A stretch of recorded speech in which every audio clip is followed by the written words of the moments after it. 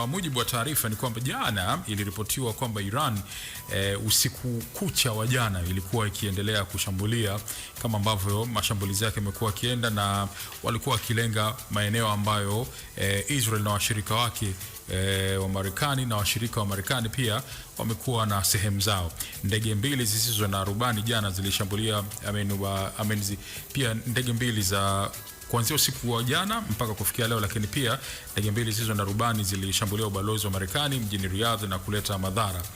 Na mpaka sasa wanajeshi 6 wa Marekani wameripotiwa kufariki katika mfululizo wa mapambano hayo, ambapo Rais Donald Trump ameapa kwamba atawajibisha Iran kutokana na vifo hivyo. Sasa hivi idadi imeshafikia 6 kuanzia 3, sasa imefikia 6 vya wanajeshi hao wa Marekani ambao wamefariki kupitia kadhia hiyo.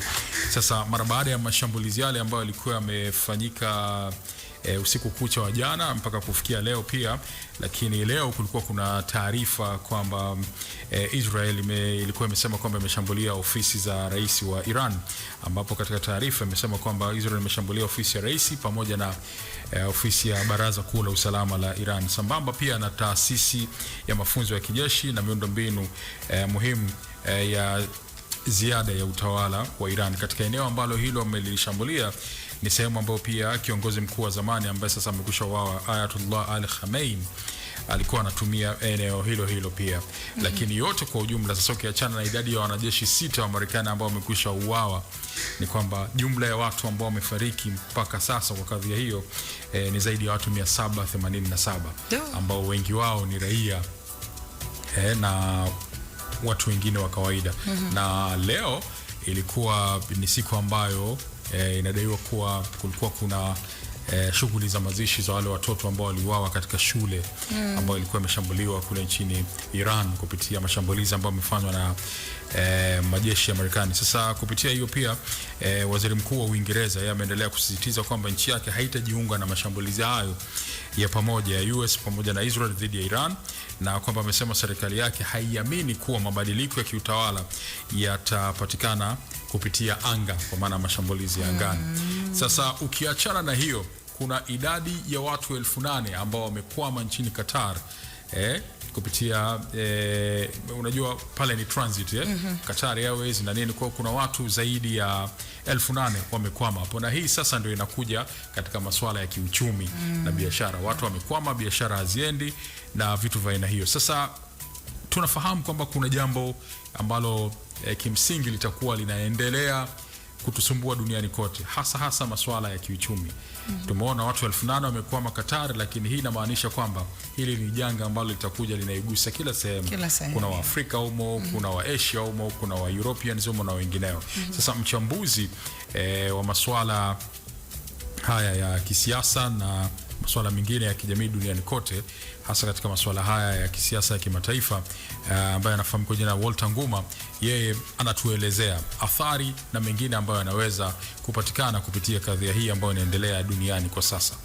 Eneo hili la ukanda huu wa Iran, ukienda nchi za Kiarabu, zote hizi zina mchango mkubwa sana katika uchumi wa nchi zetu za Afrika. Ukiangalia bandari zetu kwa asilimia kubwa zinalishwa sana na nchi kutoka katika ukanda huu, hasa ukizingatia kwamba tunanunua mafuta mengi sana kutoka kwenye haya mataifa. Uende Saudi Arabia, uende Qatar, uende Iran na maeneo mengine, na kote huko ukiangalia kuna machafuko makubwa. Kwa hiyo unaweza kuona katika hali ya namna hiyo, kwa mfano eneo ambalo ndio meli nyingi zinapita ambalo tunajulikana kama Red Sea Corridor, unaweza kuona kwamba inaleta hitilafu kubwa katika eneo la bandari zetu, ufanisi wake.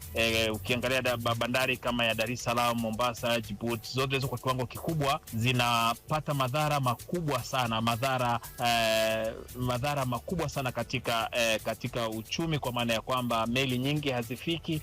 Kwa hiyo gharama gharama za uendeshaji wa bandari unakuwa mkubwa, lakini vile vile unaweza kuona kwamba mizigo haifiki kwa wakati na mizigo pia haiji kutokana na kwamba kila kitu kimesitishwa. Lakini vile vile ukija kuangalia ni kwamba hiki kinachoendelea kina madhara makubwa hasa katika upande wa mafuta, kwa sababu hivi sasa meli nyingi za mafuta haziji.